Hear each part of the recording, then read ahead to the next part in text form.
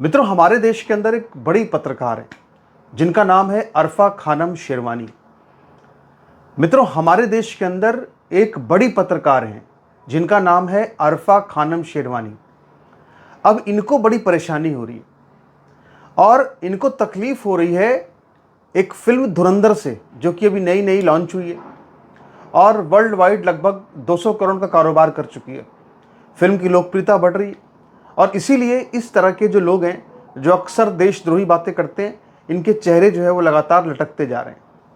तो आखिर इस फिल्म में ऐसा क्या है, इसकी चर्चा करेंगे और साथ ही ये बात करेंगे कि आखिर ये जो लिबरल्स हैं, जो अरफा खानम शेरवानी जैसे लोग हैं, आखिर इनकी दुनिया काहे को उजड़ गई है, ये क्यों इतने परेशान, इतनी तकलीफ में, इसकी भी चर्चा करेंगे। तो सबसे पहले तो देखिए, ज़रा आपको बताते हैं कि अरफा खानम शेरवानी ने एक वीडियो रिलीज़ किया है। उनका एक द वायर करके एक कोई चैनल है जिसको कि लोग कहते हैं दलायर, द वायर नहीं कहते, उसको दलायर कहते हैं लोग। तो उस चैनल पर उन्होंने एक वीडियो अपलोड किया है और इस वीडियो में उन्होंने ये बताया है कि साहब देखिए, ये धुरंधर फिल्म है, इस फिल्म में मुसलमानों की छवि को बड़ा निगेटिव दिखाया जा रहा है। मतलब मुसलमानों को बड़ा जालिम, बड़ा क्रूर दिखाया जा रहा है। पाकिस्तान के, मतलब बताइए, पाकिस्तान के खिलाफ पिक्चर बन रही है। इस तरह से वो बेचारी बिल्कुल रोना रो रही है, दर्द में, तकलीफ में। और ये आज से, ऐसा नहीं कि ये आज से ही इनको परेशानी हो रही है।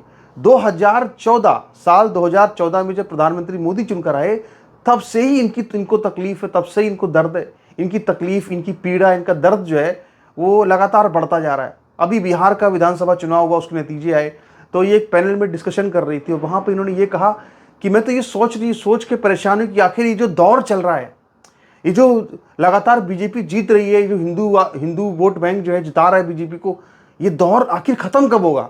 मतलब ये दर्द, ये पीड़ा आखिर ख़त्म कब होगी? ये बेचारी जो है वो वहाँ पे अपने पैनल के लोगों से पूछ रही थी, तो उनके पास भी कोई जवाब नहीं था कि भाई आखिर ये कब ख़त्म होगी। मतलब उनका कहने का मतलब ये है कि आखिर ये फज्र कब होगी?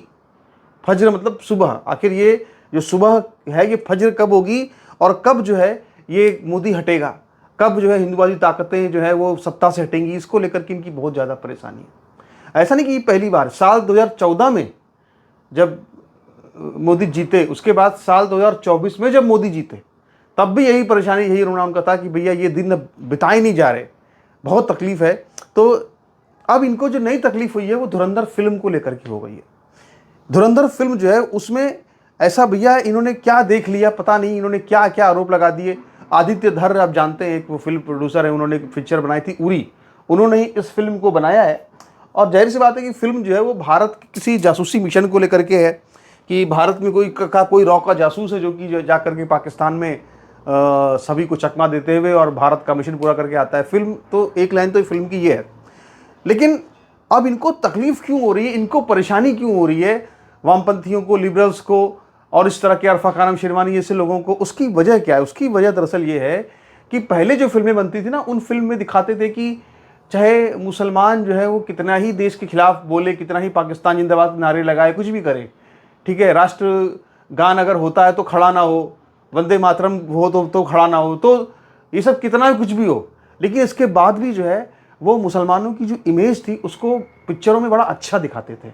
अगर आतंकवाद के खिलाफ भी कोई पिक्चर बनी है, उसमें भी दिखाते थे साहब कि वो मुसलमान को कोई मुसलमान ही मार रहा है। मतलब उसमें दिखाते थे कि एक मुसलमान, मतलब कि भले आतंकवादी बन जाए पर सारे मुसलमान जो ऐसे नहीं होते। इस तरह से फिल्में वो बनती थी। आप याद कीजिए, एक फिल्म थी मिर्च मसाला, उस फिल्म में नसरुद्दीन शाह ने एक राजपूत किसी अंग्रेज अफसर का रोल किया था और ओम पुरी ने किसी मुसलमान का रोल किया था।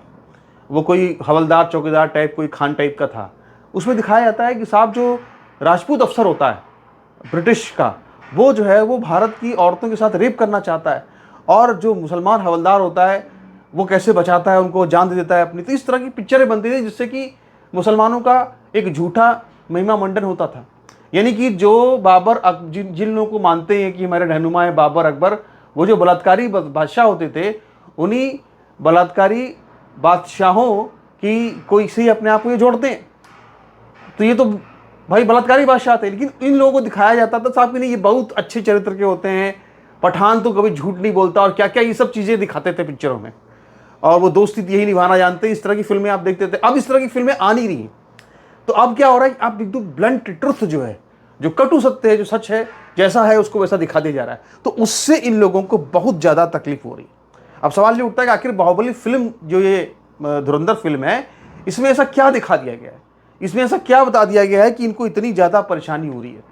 वो फिल्म का ट्रेलर आया है, कोई भी देख सकता है जाके, हमने भी थोड़ा बहुत देखा, रिव्यू किया, उसका समझे इसमें है कि आखिर फिल्म जो है वो क्या है कि पाकिस्तान बेस्ड है। पूरी फिल्म पाकिस्तान की पूरी उसकी पृष्ठभूमि है, और कराची में या फिर कहीं सिंध में एक कोई जगह है लियारी, और उस लियारी में जो है पूरा एक कराची का अंडर वर्ल्ड जो है वो फल फूल रहा है, और वहाँ पर एक पूरे गैंग वॉर वहाँ होता रहता है। वहाँ बलूचों की लड़ाई होती है, जो अपराधी होते हैं इस टाइप के, और वो ड्रग्स तस्कर सब काम वहाँ पे होते हैं। उन्हीं सब के बीच में वहाँ पे किसी का नाम आता है साहब की कोई रहमान डकैत है।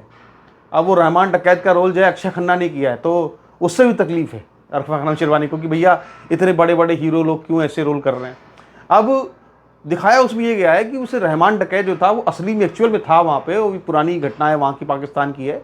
1990 से 2000 के बीच में वो काफ़ी एक्टिव था, बाद में उसको मार दिया गया, और जिसने मारा वो भी कोई कराची के एसपी थे, उन्होंने मारा था उसको। तो अब उस फिल्म में दिखाया में क्या, बल्कि रियल में ये था कि वो इतना बदमाश था कि उसने अपनी माँ को भी जान से मार दिया था रहमान डकैत ने। और उसकी बारे में कहते थे कि बहुत ही क्रूर आदमी था, बहुत ही बुरी तरीके से लोगों को मारता था।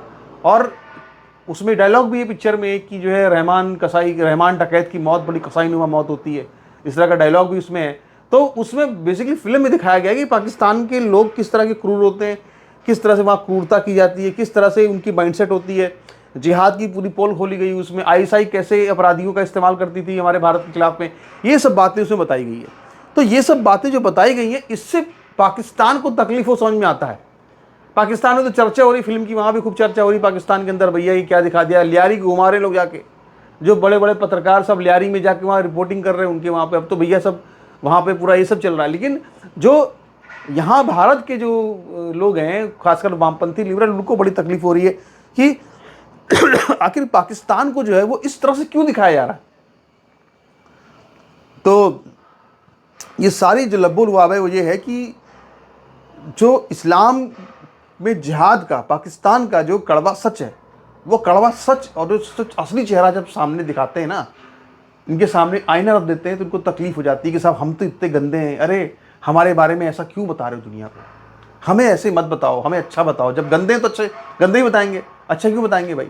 अब आप देखिए अरफा खानम शेरवानी किस तरह की, मतलब एकदम खुली गद्दारी है, मतलब खुला खेल फर्रुखाबादी गद्दारी का चल रहा है। कैसे, आप देखिए अभी एक इनका वीडियो वायरल हुआ था, बहुत सारे वीडियो क्लिप्स जो है वो जोड़ जोड़ के बनाए गए थे इसी अरफा खानम शेरवानी के। उसमें ये जब भी आसिम मुनीर का नाम लेती है, जब भी ये इमरान खान का नाम लेती है तो कहती है आसिम मुनीर साहब, इमरान खान साहब। लेकिन जब ये नरेंद्र मोदी का नाम लेती है तो कहती है नरेंद्र मोदी नरेंद्र मोदी नरेंद्र मोदी नरेंद्र मोदी, तब नहीं बोलती नरेंद्र मोदी साहब। लेकिन उनको बोलती पाकिस्तान वालों को कि आसिम मुनीर साहब, इमरान खान साहब। इस तरह के माइंडसेट के पत्रकार जो कि पाकिस्तान को बड़ी सम्मान की दृष्टि से देखते हैं, पाकिस्तान के हुक्मरानों को अपना आका समझते हैं, हाफिज सईद को भी हाफिज सईद साहब बोलते हैं। ये बिल्कुल रियल माइंडसेट है जो हम देख रहे हैं भारत के अंदर। ऐसे बिल्कुल खुला खेल फर्रुखाबादी चल रहा है अभिव्यक्ति के नाम पर, संविधान के नाम पर, लोकतंत्र के नाम पर, डेमोक्रेसी के नाम पर, ये सब चल रहा है हमारे देश के अंदर, जो हम खुल करके बिल्कुल यहाँ पे देख रहे हैं। तो इनको वामपंथियों को तकलीफ क्यों हो रही है? वामपंथियों को तकलीफ इसलिए हो रही है क्योंकि जो फिल्म है उसमें कुछ ऐसे डायलॉग हैं जिसमें कि बड़े खुल करके असलियत बता दी गई है। जैसे उसमें अजीत डोभाल का भी एक रोल, अजीत डोभाल की किरदार को भी किसी ने निभाया है किसी को, तो उसमें वो एक डायलॉग बुलाया गया है कि अरे भाई पाकिस्तान तो हमारा नंबर 2 दुश्मन है, असली दुश्मन जो नंबर 1 दुश्मन है वो तो भारत के अंदर बैठा हुआ है। इस तरह का उसमें डायलॉग है। उसमें जो बरखा दत्त थी, जब वो रिपोर्टिंग कर रही थी 26/11 हमला जो हुआ था, उसमें 26/11 के अटैक को दिखाया गया है फिल्म में। विमान अपहरण कांड जो हुआ IC 814 में रखा, उसका भी वहाँ पे जिक्र है, और संसद पे हमले की घटना का जिक्र है। तो 26/11 की जो लड़ाई हो रही थी, तो उस समय जो बरखा दत्त थी वो रिपोर्टिंग कर रही थी। तो जो रिपोर्टिंग कर रही थी उस रिपोर्टिंग को मॉनिटर कर रहे थे पाकिस्तान के अंदर आतंकवादी अपने हेडक्वार्टर में बैठ करके, तो उसमें वो भी दिखा दिया गया है। तो उस सब चीज़ों से इनको तकलीफ हो रही है कि साहब हमारी बदनामी की जा रही है, ये बताया जा रहा है कि देखो हम तो देशभक्त नहीं है। अरे तो देशभक्त नहीं हो तो देशद्रोही दिखाया जाएगा। जो जनता की भावना है वो तो सबको जाननी चाहिए। तो खैर, अब इस पूरी फिल्म में एक विशेष बात जो मैं समझता हूँ किसी को नहीं जानकारी उतनी जो मैं समझ पा रहा हूँ, मुझे है कि फिल्म ये बताती है कि आखिर कहीं ना कहीं जो पूरा फिल्म का प्लॉट है वो ये बताता है कि आखिर कैसे आज जो अज्ञात बंदूकधारियों का खौफ हम देखते हैं पाकिस्तान के अंदर लश्कर-ए-तौबा के तमाम आतंकवादियों में कि भाई अज्ञात बंदूकधारी अननोन गनमैन ने मार दिया, ये क्या है। अब ये अज्ञात बंदूकधारी कैसे पाकिस्तान में अपना काम करते हैं, इस फिल्म से आप समझ पाएंगे कि फिल्म जो है, फिल्म में ये दिखाते हैं साहब कि एक कोई भारत का एजेंट, कोई भारत का रॉक का कोई एजेंट जो कि लियारी नाम की जगह है, वो अंडरवर्ल्ड का पूरा गैंगवार वहाँ पे होता है, वहाँ पे जाता है, वहाँ पे जाकर कैसे किसी गैंग में शामिल हो जाता है, फिर कैसे गैंग के लोगों को वो आपस में लड़ाता है या जो भी करता है, इसके बाद कैसे वो जो है वो आईएसआई के जो लोग वहाँ पे थे उनको कैसे मरवाता है। तो मतलब ये पूरी फिल्म जो है एक तरह से ये दिखाती है कि कोई एक जो अपनी जान हथेली पर लेकर के कोई किस तरह से काम करता है दूसरे देश के अंदर जा करके अपने देश के हितों के लिए। ये सब चीज़ें फिल्म में दिखाई गई हैं। तो हमें उम्मीद है कि भाई फिल्म जो है अगर राष्ट्रवाद की बात कर रही है तो ज़रूर हिट हो, ताकि आगे भी लोग इस तरह की फिल्में बनाएं। नमस्कार, धन्यवाद।